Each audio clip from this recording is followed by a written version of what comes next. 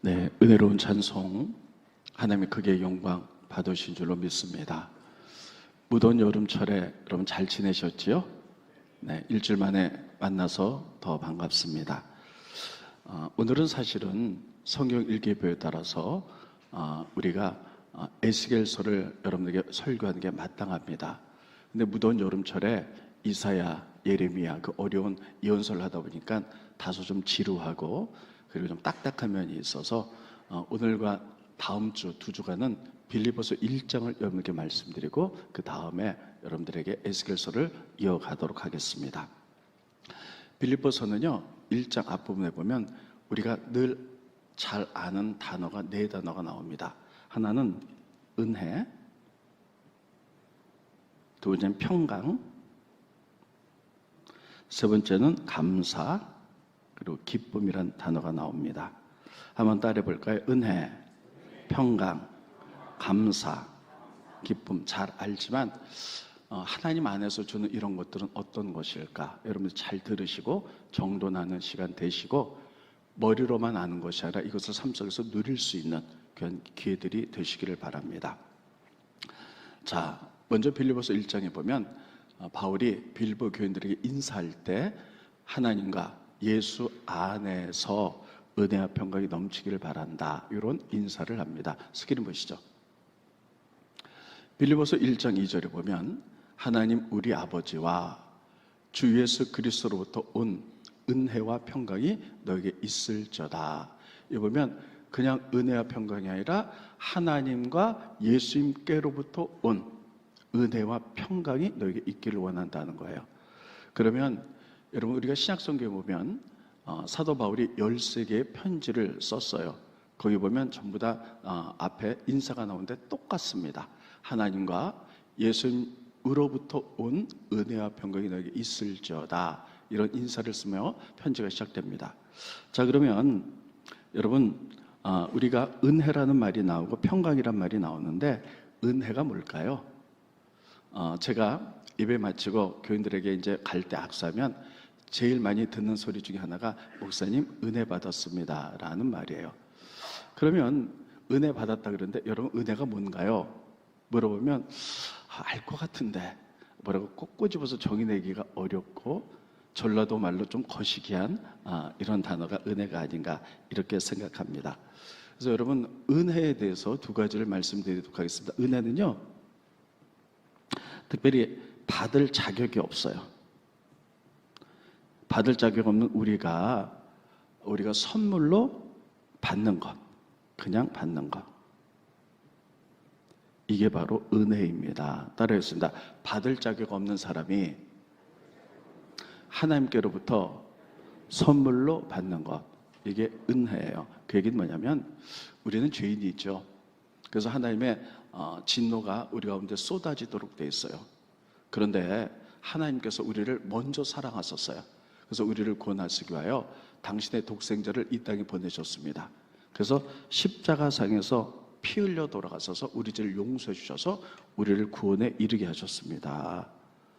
여러분 우리는 받을 자격이 없어요. 죄인이기 때문에. 그런데 하나님께서는요 우리를 먼저 사랑하셔서 예수를 보내주고 구원에 이르게 하셨어요. 그래서 이것을 따르겠습니다. 믿기만 하면 우리가 구원에 이르러요. 이게 은혜예요. 그러니까 우리가 구원에 이르기 위해서 헌금을 1억 원을 하는 것도 아니고 절을 1000번을 하는 것도 아니고 단순히 하나님이 이루어진 이 사실을 믿기만 하면 우리가 받을 자격이 없지만 선물로 주어지는 것, 이게 바로 은혜입니다. 여러분 예수 믿고 다 구원 받으셨죠? 좀 크게 대답하세요. 예수 믿고 구원 받으셨죠? 여러분들이 어떤 행위를 해서가 아닙니다. 우리는 죄인이지만 하나님이 거저 주신 선물, 이 은혜를 통해서 구원받을 줄 믿으시기 바랍니다. 그래서 이게 첫 번째 은혜입니다.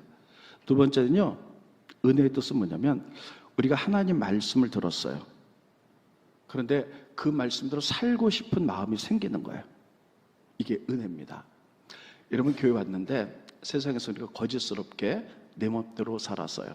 근데 교회 왔는데 여러분 진실하게 사십시오, 거룩하게 사십시오, 깨끗하게 사십시오 하는 말씀을 들었어요. 그러면 내가 이번 일주일은 거룩하게 살아야지, 그런 마음이 드는 것, 이게 은혜입니다. 그런 마음은 그냥 드는 것이 아니라 예배 시간에 성령께서 우리에게 그렇게 말씀하는 거예요. 그래서 그렇게 살 수 있도록 그런 마음이 드는 게 은혜입니다.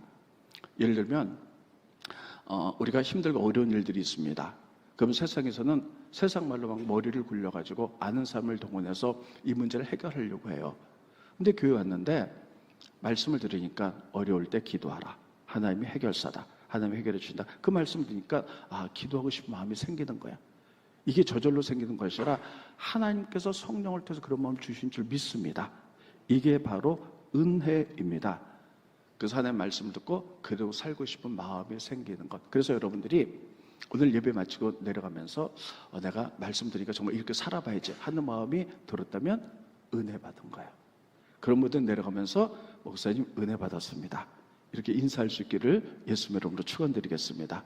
근데 이런 은혜는요, 그냥 오는 것이 아니라 여러분 우리가 말씀 듣고 그렇게 살아야지 내 결단인 것 같지만 사실은 하나님과 예수 그리스도부터 오는 것임을 믿으시기 바랍니다. 그분이 주는 그런 마음들, 이게 은혜입니다. 두 번째는 평강입니다. 평강은요, 피스, 평화예요. 그런데 여러분 이 빌립보서는 지금부터 2000년 전에 쓰여졌거든요. 그런데 2000년 전에 쓰여졌을 때 그 당시에 로마가 치리하고 있었어요. 이스라엘 나라를. 그래서 로마가 주는 평화가 있었어요. 그것을 팍스 로마나 이렇게 얘기합니다. 다시 한번 팍스 로마나. 로마가 주는 평화예요. 이건 세상적인 평화입니다. 근데 예수님은 한 번도 세상적인 평화를 말한 적이 없어요. 그분은 우리에게 평안을 주노라. 세상이 줄 수 없고 알 수 없는 평안을 주노라. 이렇게 말한 것은 믿음 안에서 따르시는 샬롬입니다. 그런데 세상에서는요, 여러 가지 것들이 다 안정적이어야만이 평화를 누립니다.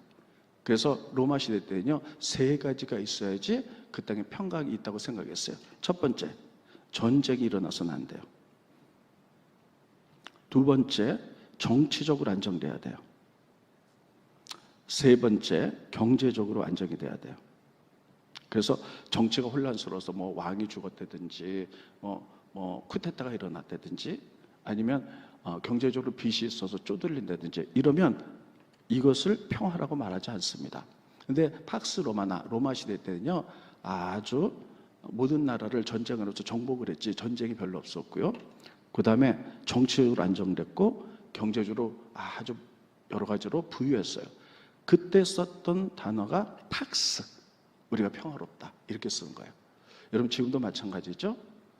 지금 우리나라를 보면 세상적인 지금 평화롭다는 사람은 거의 없어요. 왜냐하면 세상적인 평화를 보면 전쟁이 곳곳에서 일어나죠. 세계는 전부 다 얽혀있기 때문에 그 전쟁이 일어나면 우리에게 올 피해들, 경제적인 어려움들을 생각하면 우리가 평화가 없죠. 정치가 대단히 혼란스러워요. 그리고 경제적으로 제가 뉴스를 보니까 나라 빚이 상상할 수 없을 만큼의 엄청나더라고요. 그 모든 가정의 빚들도 너무 많고 이랬을 때 우리가 평화롭다 이렇게 말하지 않습니다. 그런데 세상은 그렇다 할지라도 예수님께서는 너에게 평강을 주는데 예수님 주신 평강은 팍스라는 말을 쓴 적이 없어요. 예수님 뭐라고 말했냐면 샬롬 따랐습니다. 샬롬. 이게 뭐냐면요, 하나님과의 관계에서 오는 평화예요. 따랐습니다. 관계. 제가 오늘 마지막 부분에 이 관계에 대해서 굉장히 말씀을 중요하게 드릴 겁니다. 여러분 세상에는 막 풍랑이 일어나고 어려움이 있다 할지라도 그래서 세상의 사람들은 그것 때문에 힘들어하고 짜증내고 불평하고 원망한다 할지라도 우리 기독교인들은 그럼에도 불구하고 평화의 하나님과의 관계에서 하나님 주신 평강이 있는 줄 기억하시기 바랍니다. 그래서 예수 그리스도 하나님께로부터 오는 평안이라는 거예요. 이것이 있어서 우리가 누리시기를 바랍니다. 제가요 몇 년 전에 우리 가족들과 함께 요즘 동남아 여행 많이 가잖아요. 동남아 한 나라를 여행을 했습니다. 근데 이제 그 동남아의 바닷가가 푸르잖아요. 배를 타고 가갖고 이게 산소호흡기 같은 게 그렇게 하고 바닷속으로 들어가는 거 그걸 한번 해봤어요. 들어갔는데요. 여러분 거기서 이제 바다 안에서 이렇게 보니까요. 위에 바람이 오니까 파도가 출렁출렁해요. 그런데 바다는 잠잠하더라고요. 거기들은 왔다 갔다 하고 그렇더라고요. 저는 그것을 보면서 이것이 하나님 주신 평강이다, 샬롬이다, 이렇게 얘기합니다. 풍랑이 막 일어나요. 위에는 막 파도가 쳐요. 그런데 이 밑에는요 아주 평안해요. 여러분, 우리는 세상을 볼 때 여러 가지 어려운 일들이 많지요. 경제적인 어려움, 정치적인 불안감, 또 전쟁, 기타 등등 많은 것들이 있으나, 그러나 이런 풍랑이 일어난다 할지라도 내 안에 주님과의 관계에서 주님이 주신 평강이 있는 줄 믿으시기 바랍니다. 하나님과 예수 그리스도도 오는 평강이 있기를 원한다는 거예요. 오늘 잠시 예배 드릴 때 이런 평강이 여러분 가운데 임하기를 예수님의 이름으로 축원드리겠습니다. 이것을 누린 분들이 계신데 예수님이에요. 예수님의 성경에 보면요 이렇게 써 있어요. 예수님이 제자들과 함께 배를 타고 갈릴리 바다를 지나가는데 풍랑이 일기 시작합니다. 풍랑이 일어나니까요 너무 힘든 거예요. 그래서 제자들이 살기 위해서 막 물건을 버리고 물을 퍼내고 막 소리를 지릅니다. 예수님, 죽게 생겼으면 살려주십시오. 근데 그 배에 타고 있던 예수님 어떻게 하고 계신 줄 아세요? 예수님은 고물에서 주무시고 계셨다는 거예요. 풍랑이 일어나는데 그렇게 주무실 수 있던 상황은 바로 하나님과의 관계에서 그분이 주신 평강을 있었기 때문입니다. 제가 아주 오래전에 우리 지방 목사님들하고 울릉도를 가봤습니다. 그때는 페리 같은 것도 별로 발달하지 않았어요. 그런데 풍랑이 일어났는데요 너무 힘든 거예요. 막 토할 것 같고 막 이래요. 여러분, 근데 그 배에서 예수님은 주무셨다는 거예요. 하늘 주신 평강이 있었기 때문에. 베드로도 마찬가지입니다. 베드로도 보면 여러분 복음을 전하다가 사도행전도 보면 옥에 갇혔어요. 내일이면 사형을 당합니다. 그래서 큰 칼을 차고 온몸에 쇠사슬로 묶였습니다. 내일 죽는다면 여러분 잠이 올까요? 아마 별 생각이 다 들 거예요. 그런데 교회에서 베드로에서 기도하거든요. 근데 천사가 베드로에게 나타나는데 베드로가 잠을 자고 있는 거예요. 아니 내일 죽는데 잠이 오나요? 하나님이 천사를 떼서 툭툭 치는 거예요. 야, 왜 자냐? 이런 그게 뭡니까? 죽음 앞에서도 이렇게 하나님 주신 평강을 관계를 통해서 얻을 수 있었다는 거죠. 이런 평화가 있습니다. 그것은 하나님께부터 오는 것이고 하나님과의 관계에서 오는 줄 기억하시기를 바랍니다. 여러분, 이런 평화를 머리로만 알지 마시고요 누리시기 바랍니다. 자, 그러면 세 번째는요 바로 감사입니다. 감사와 기쁨이에요. 지금 바울은 빌립보서 편지를 쓰면서 빌립보 교인들에게 이렇게 합니다. 내가 너희를 위해서 너희를 생각할 때마다 감사가 넘치고 너희를 위해서 기도하면 기쁨이 넘친다는 거예요. 스크립트입니다. 네, 빌립보서 1장 3절로 4절에 보면 내가 너희 빌립보 교인을 생각할 때마다 나의 하나님께 감사하며 간구 너희를 위해서 기도할 때마다 너희 무리를 위하여 기쁨으로 기도할 수 있다는 거예요. 감사와 기쁨입니다. 자, 그러면 바울이 특별히 빌립보 교회를 향해서 이렇게 생각할 때마다 감사하고 기쁘군 그런 이유가 있습니다. 왜 그럴까요? 성경은 이렇게 표현합니다. 스크린 보시죠. 너희가 첫날부터 이제까지 복음을 위한 일에 참여하고 있기 때문이라. 그게 뭐냐면 바울이 선교를 하다가 빌립보 교회를 세웠습니다. 그리고는 거기에 더 이상 머물지 않고 계속 전 세계에 다니면서 그리스도 복음을 전하죠. 그런데 나중에 사도 바울이 감옥에 갇혀서 나이가 많습니다. 그때까지 약 12, 13년의 시간이 지났어요. 그때까지 빌립보 교인들이 바울을 향해서요 계속 중보기도 했고 그리고 헌금을 보냈다는 거예요. 중보기도. 하나님, 우리의 사도인 사도 바울이 잘 이렇게 복음을 전할 수 있도록 중보기도 했고요.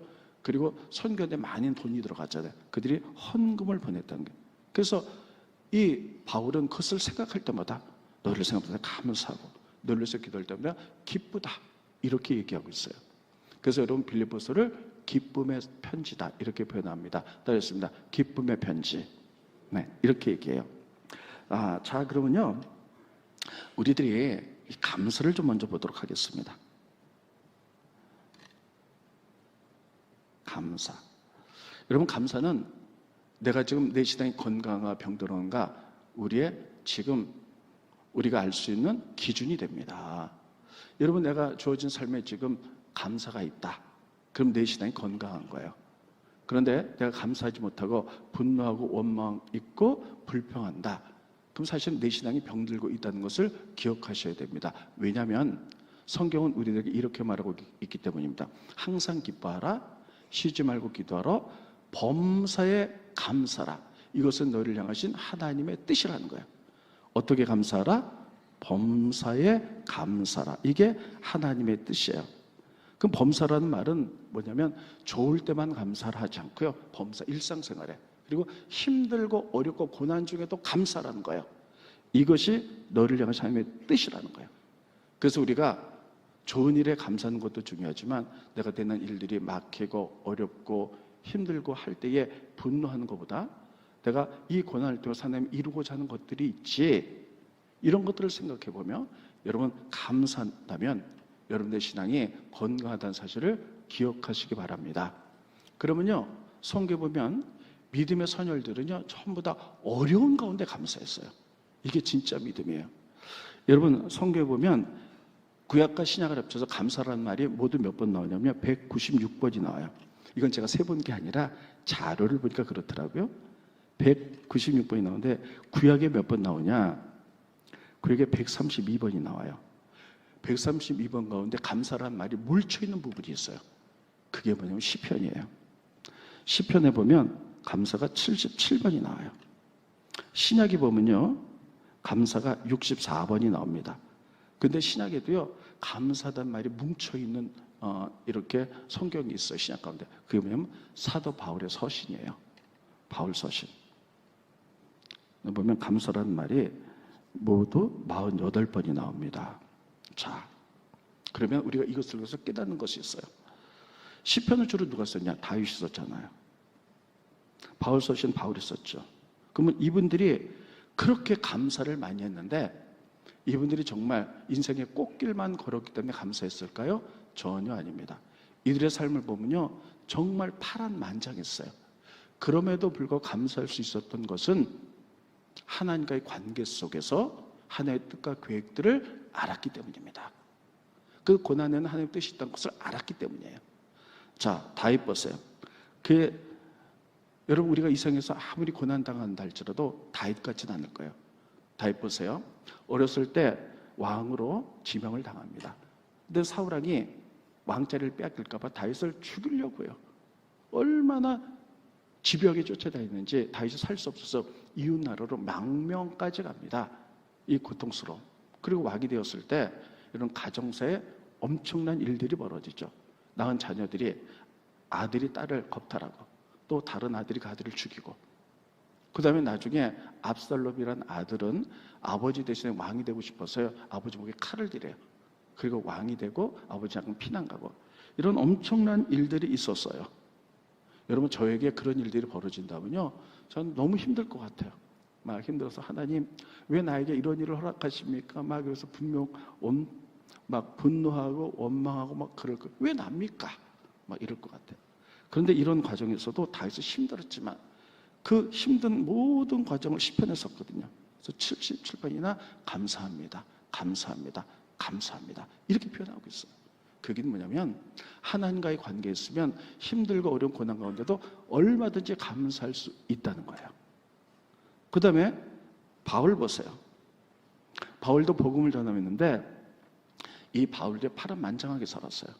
복음을 전하면서요 그는 사람이 당할 수 있는 모든 고난을 당했습니다. 그런데 우리가 정말 감사할 수 있을까요? 그런데도 바울은 48번이나 그 편지에 감사하다, 감사하다. 특별히 이 빌립보서는요 죽음을 앞두고 감옥에 있었어요. 감옥에서 감사할 수 있었을까? 계속 감사를 쓰는 거예요. 그 얼마나 파란만장하게 살았는지 성경을 좀 보도록 하겠습니다. 스크린 보여주세요. 네, 고린도후서 11장 24절로 27절을 보면 바울이 복음 전하다가 당한 고난들이에요. 유대인들에게 40에 한한 감한매를 5번 맞았으며, 그러니까 39대의 채찍을 5번 맞았다는 거예요. 3번 태장을 맞고. 여러분, 제가 얼마 전에 TV를 보니까요 싱가포르라는 나라가 나오더라고요. 싱가포르라는 나라는요 지금도 태장이 있어요. 그래가지고 범죄하잖아요. 그러면요 때려요, 엉덩이를. 근데 그 장면이 나오더라고요. 근데 이 때리는 사람은요 평생 여기 아주 연마된 고수예요. 어떻게 하면 또 아프게 때릴 수 있을까? 그래갖고요 잘못한 사람들은 엉덩이로 탁탁 때리는데 몇 대만 맞으면 엉덩이가 막 살점이 날아가요. 그러면 그 사람은 미워하면 안 되잖아요. 죄는. 그래서 그게 좀 그러면 또 막 약을 발라갖고 치료된 다음에 또 때려요. 이런 걸 보면서요 이 태장이라는 게 얼마나 무서운가. 이거를 5번을 맞았고 이건 죽음이에요. 정말. 태장은 없고 한 번은 돌로 맞고 3번 파손하고. 옛날에는 선교 여행을 할 때 비행기가 없으니까 다 배로 다녔거든요. 또 주야를 일주일 주야를 깊은 바다 속에서 막 풍랑이 유라굴로 풍랑이 14일을 지나갔고 막 죽을 위기 속에 있었고, 여러 번 여행하면서 강의 위험, 강도의 위험, 동족의 위험, 이방인의 위험. 그러니까 동족은 지금 이스라엘 사람들은 이 바울을 이단으로 해서 그를 죽이려고 했어요. 이방인들은 받아들이지 않았어요. 그래서 연병이다. 저가 전하는 기독교는 연병이다. 헛된 걸 전한다. 막 그래서 그를 죽이려고 하죠. 신의 위험, 광야의 위험, 바다 위험, 거짓 형제 중에 위험을 당하고, 그리고 이단들에게 다 고통을 당하고, 또 수고하며 애쓰고 여러분 자지 못하고 줄이며 목마르고 여러분 굶고 춥고 헐벗었노라. 자기가 이렇게 고난을 당했다는 거예요. 저는 그 중에 한 개라도 당하면요 막 불평할 것 같아요. 그 2-3개 당하면요 여기가 아닌가 봐. 하나님 저 경기도가 아닌가 봐요. 저기 전라도 가서 목회할게요. 뭐 이렇게 막 피해갈 것 같아요. 그런데 이 바울은 그럼에도 이렇게 고난 중에서도요 감사했던 말을 무더기로 쓰고 있어요.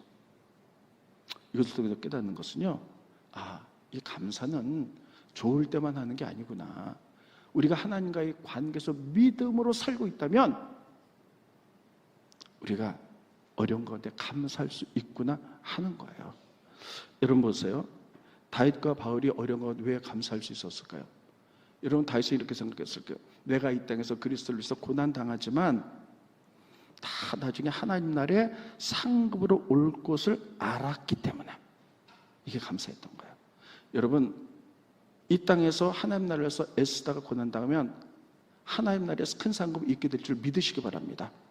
또 2번째, 우리가 고난을 당하면요 고난은 다 이유가 있거든요. 이 고난을 통하여 내 믿음이 정금처럼 나오기 때문에 고난이 오면요 기도하게 돼 있어요.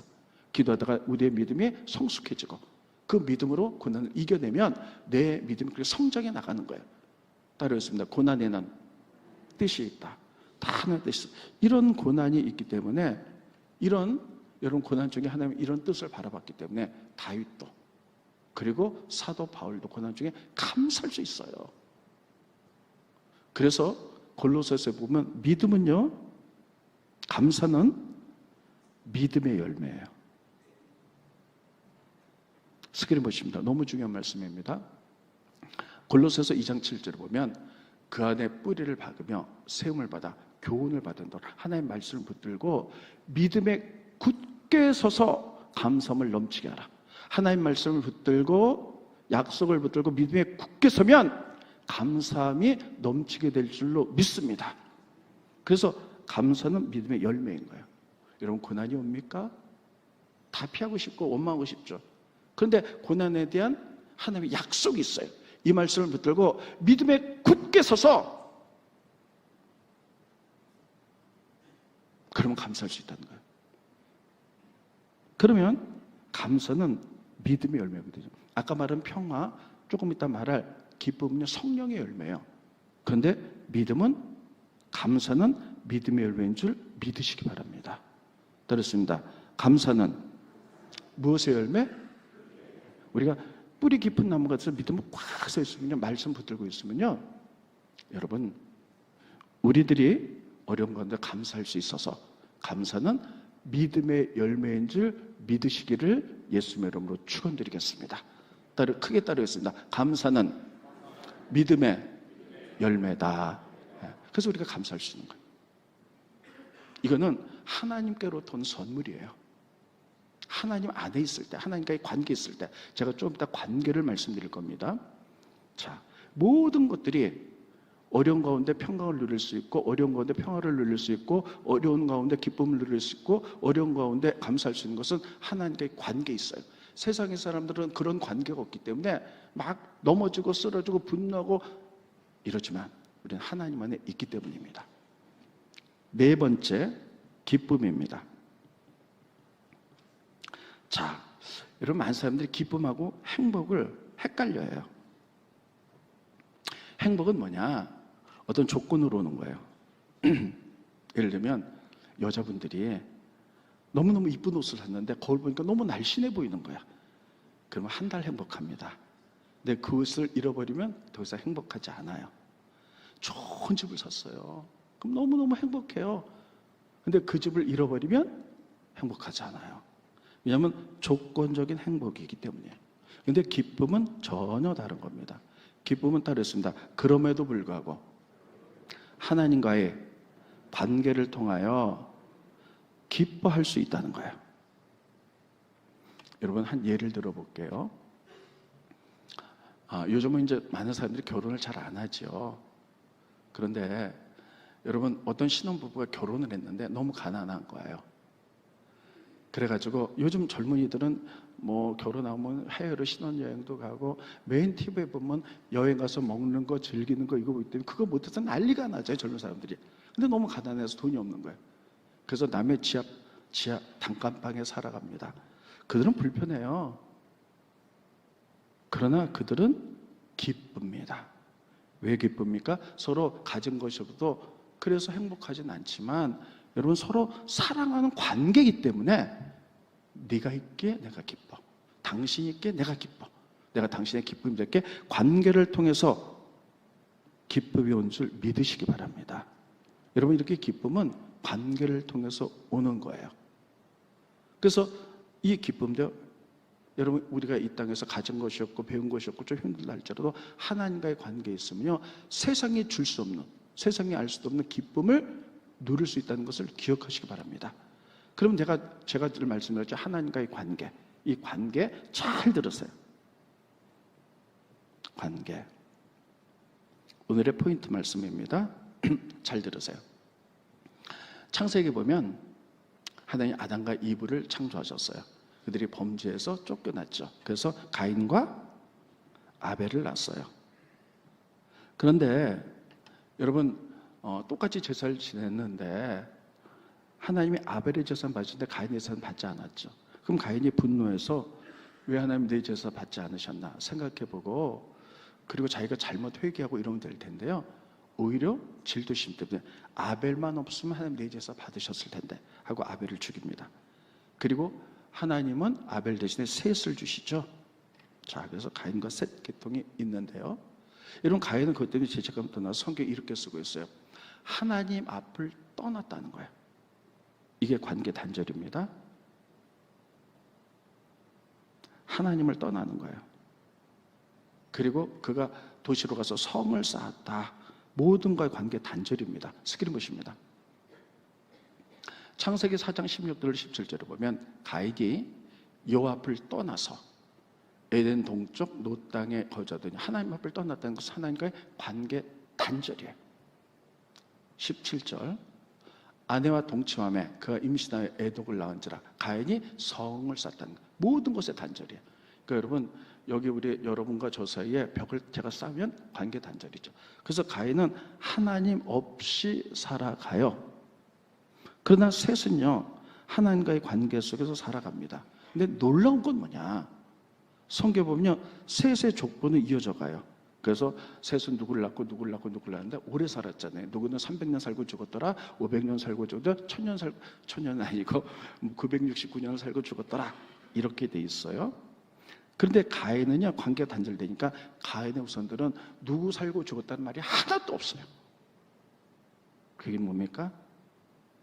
하나님 없이 살아가는 인생은, 여러분, 하나님 없이 살아가는 인생은 하나님 없이 아무 의미가 없다는 거예요. 아무 의미가 없다는 거예요. 비록 셋과 모든 사람은 죄인이라 할지라도 하나님을 알게 되어서 오래 사는데 그 삶 동안 하나님과의 관계 속에서 살았기 때문에 그들의 모든 후손들의 모습이 몇 년 살았고 죽었고 몇 년 살았고 비록 죽었지만 그 300년 산 동안 하나님과 관계 속에 살았더라. 다 이렇게 기록되어 있어요. 반면에 가인은 하나님을 떠나서 관계 단절되니까 하나님 없이 살아갔는데 이들은요 엄청난 문명을 발달시킵니다. 그런데도 하나님 없이 살아가다 보니까는 이렇게 살았어도 하나님과 관계가 아무 의미가 없다는 거예요. 그래서 그들에게 몇 년 살았다 몇 년 죽었다 이런 의미, 이런 걸 하나도 쓰질 않아요. 자, 가인의 후손들이 어떤 일을 했는지 보겠습니다. 스크린 보여주세요. 창세기 4장 20절로 21절을 보면 아단은 야발을 낳았는데 야발은 육축치는 자, 가축치는 자의 조상이 되었고 그의 이름은 유발인데 유발은 수금, 통소 잡는 자, 그래서 음악하던 자의 조상이 되었다. 그리고 두발가인은 구리, 쇠로 여러 가지 기구, 그래서 철기 문명을 만들어가지고 기계 만드는 자가 되었다. 자, 적었어요. 하나님 없이 관계 떨어서 하나님을 떠나가지고 세상으로 나갔던 가인은요 여러 가지 문명을 많이 발전시켰어요. 그래서 그의 후손들이 육축지는 자, 그러니까 이거 보면 돈 많이 벌었다는 거예요. 돈 많이 벌었어도 하나님과 관계가 끊어진 인생은 단 1초도 하나님과 관계가 없다는 거예요. 음악, 여러분 저는 학교 다닐 때는 별로 중고등부 대학교 때까지도 별로 음악에 관심이 없었어요. 내가 제가 이제 적극적으로 신앙생활을 하면서 음악에 대한 엄청난 감식이 많거든요. 그래서 굉장히 음악을 많이 들어요. 얼마나 정서가 풍부해지고 이게 삶이 풍요로워진 줄 몰라요. 그런데 하나님을 떠난 사람들 세상 음악은 아무리 한다 할지라도 하나님과 관계가 끊어진 거는 아무 삶의 의미가 없다. 하나님 앞에서는 그 의미가 없다는 거예요. 기계를 만들었어요. 기계를 만들어서 사람들이 아주 풍성하게 살아가죠. 뭐 AI가 어떻고, 뭐 인터넷이 어떻고, 막 이러고, 뭐 컴퓨터를 통해서 몇 개만 넣으면 세상 정보를 다 할 수 있죠. 이렇다 할지라도 하나님과 관계 단절된 인생은요, 단 1초도 삶의 의미가 없다는 거예요. 세상 사람들 보세요. 다 돈 가지고 풍요롭게 누리고, 뭐 평안한 생활을 하고 비행기 타고 다니고 한다 할지라도요. 그러나 하나님과의 관계가 단절됐기 때문에 하나님 입장에서는요 너희 삶은 1초 의미가 없다는 거예요. 반면에 셋은 후보들은요 비록 죄인이지만 구원받았고 죄 때문에 죽을 수밖에 없지만 그러나 300년 400년 산 동안에 그 하나님과 친밀한 관계 속에서 살아가기 때문에 하나님 주시는 기쁨, 생명을 누릴 수 있다는 거예요. 이게 관계인 줄 믿으시기 바랍니다. 이게 너무 중요한 얘기를 했어요. 자, 기쁨, 하나님과의 관계를 통해서 오는 거라 그랬어요. 이 부분은요 요한복음 15장에 잘 나타나고 있습니다. 15장에 이렇게 말하고 있어요. 예수님은 포도나무, 우리는 뭐? 가지인데 여러분 포도나무의 가지, 이건 예수님이에요. 포도나무는 나예요. 붙어있으면 열매를 많이 맺는다 그랬어요. 자, 우린 이건 다 알아요. 근데 그 다음이 더 중요해요. 예수님은 포도나무고 우리는 가지인데 붙어있기만 하면 많은 열매를 맺는데 내가 이것을 너에게 이름은 이유가 있는 거예요. 스크린 보십니다. 요한복음 15장 11절. 내가 이것을 너에게 이름은 이유가 뭐냐? 내 기쁨이 너희 안에 있어 너희 기쁨을 충만하게 하려 함이라. 하나님의 기쁨이 이 가지를 통해서 하나님과의 관계를 통해서 충만하게 오게 하고요. 따르겠습니다. 기쁨 충만. 이게 15장 결론이거든요. 그래서 여러분 우리가 요새 기쁠 일이 없어요.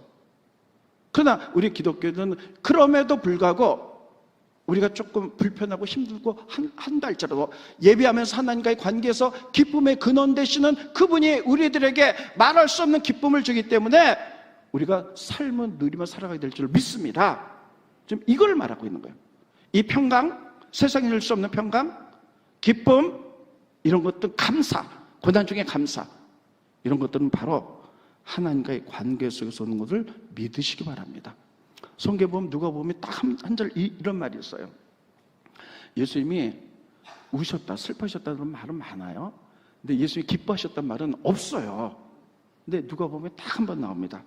제가 PPT를 좀 복잡해서 지웠는데요. 누가 보면 집에 가서 찾아보세요. 10장 21절에 보면 예수님이 나오네요. 감사해요. 제가 이거 지워달라고 했는데 그때 예수께서 성령으로 기뻐하사 그랬습니다. 예수께서 성령으로 기뻐하셨다. 그러니까 예수님이 기뻐하셨단 말이 딱 한 번 나와요. 예수님이 이 죄악 많은 세상 고통스러운 생활을 바라보면서 예수님이 기뻐했다는 말은 없는데 성령으로 기뻐했다는 거예요. 성령이 주신 기쁨으로 예수님이 기뻐했는데 포도나무 주신 예수님께 우리가 접붙여 있다면 열매를 맺을 뿐만 아니라 성령이 주신 예수님의 그 기쁨이 우리에게 넘치게 될 줄로 믿습니다. 그 관계에서 그걸 누리라는 거예요. 여러분, 날은 덥죠. 뉴스 보면 짜증나요. 어떻게 저렇게 맨날 싸우나 정치인들은. 어저께가 뉴스를 보니까 우리나라 빚이 어마어마하더라고요. 정말 이거 다 갚을 수 있나? 우리 이러다가 제2의 IMF 오는 거 아닌가 할 만큼 어마어마한 빚이 있고요. 전쟁이 막 계속되니까 이러다가 모든 나라가 다 지금 다 세계적으로 얽혀 있잖아요. 전쟁이 계속될 경우 우리에게 어떤 어려움이 올까 막 이런 것 때문에 기쁨이 하나도 없고 평강도 없어요. 세상의 사람은 근심을 걱정한다 할지라도 오늘 우리는 하나님 안에서 하나님과의 관계에서 세상에 줄 수 없는 평화, 성령으로 기뻐하셨던 이 예수님의 포도나무에 붙여 있다면 그분이 주신 기쁨을 배로 주기 위하여 우리는 붙어 있는 그것을 머리로만 아는 것이 아니라 누릴 수 있기를 바랍니다. 그것이 믿음이에요. 그리고 어렵지만 내 고생은 아까 저 멀리 배는 나의 시옷 이 땅에서 괴롭고 힘들다 했잖아. 하나님의 상급을 바라보면서 하나님은 고난에도 계획인데 이 고난을 통해 내가 정금같이 나올 것을 바라보면서 우리가 감사할 수 있다면 이 감사는 바로 믿음의 열매이기 때문에 믿음이 굳건하게 선다면 우리들이 이 어려운 세상도 기쁨과 감사, 평안으로 이겨내게 될 줄로 믿습니다. 이런 삶을 살아내는 여러분과 제가 되기를 예수님의 이름으로 축원드리겠습니다. 우리 3분은 조금 시간이 있으니까 우리 찬양 한번 해볼까요? 네. 잠깐만요. 가사 생각해 봅니다. 평안을 너에게 주노라. 이건 세상이 줄 수 없는 평안이에요. 오직 하나님과의 관계 속에서 오는 평강. 이거 한번 부르면서 우리 한번 그렇습니다. 이게 필요합니다. 주님 주셨는데 우리가 누려보겠습니다. 우리 찬송 한번 봅니다.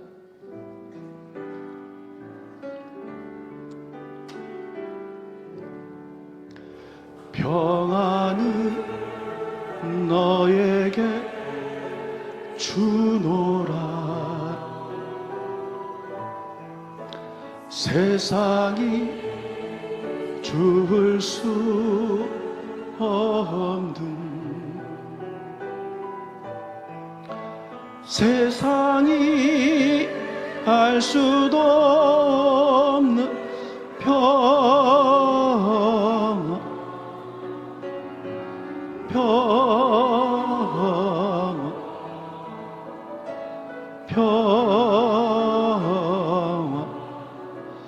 평안은 내게 주 기쁨은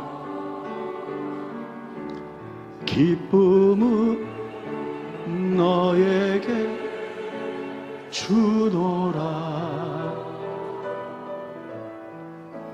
세상이 줄 수 없는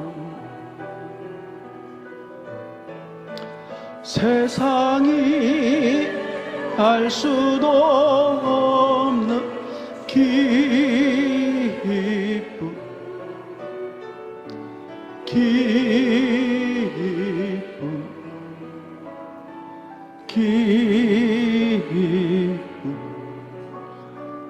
기쁨은 내게 우리 눈 감고 다시 한번 평안을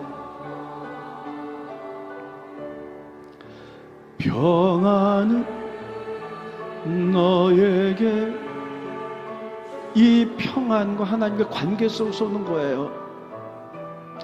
세상이 줄 수 없는, 세상이 알 수도 없는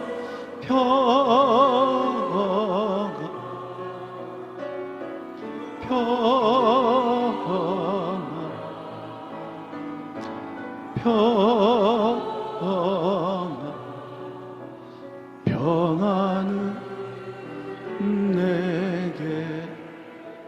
한 번 더 합니다. 기쁨은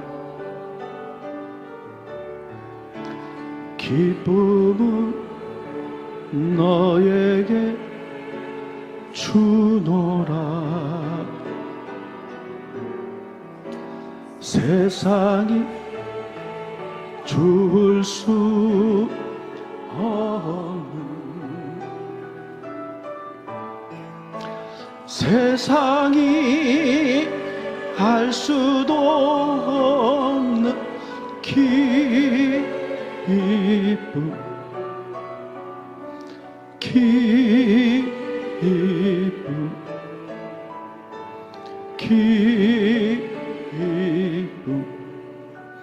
기쁨은 너에게 주노라. 하나님, 이 세상 참으로 힘들고 어려워서 우리가 평안과 기쁨을 빼앗기는 경우가 너무 많이 있습니다. 오늘 하나님께 예배할 때에 하나님께 접붙인 나무가 되어 하나님과 깊은 관계를 가질 때 평화와 기쁨이 하나님부터 오는 그 기쁨, 평강이 있다고 말했고 믿음의 선열들은 그것을 누렸습니다. 하나님, 우리도 동일하게 하나님의 약속을 붙들고 믿음 가운데 굳게 뿌리를 내려서 감사와 평화와 기쁨이 넘칠 수 있도록 축복하시고, 머리로만 하는 것이 아니라 살아계신 하나님과의 관계를 통하여 삶으로 누려낼 수 있도록 축복하여 주시옵소서. 세상에 줄 수 없는 평화, 알 수도 없는 평화, 세상에 줄 수 없는 기쁨, 세상에 알 수 없는 그 기쁨을 우리가 누리며 기뻐하며 살아갈 수 있도록 이번 일주일도 승리할 수 있도록 축복하여 주시옵소서. 예수님의 이름으로 기도합니다. 아멘.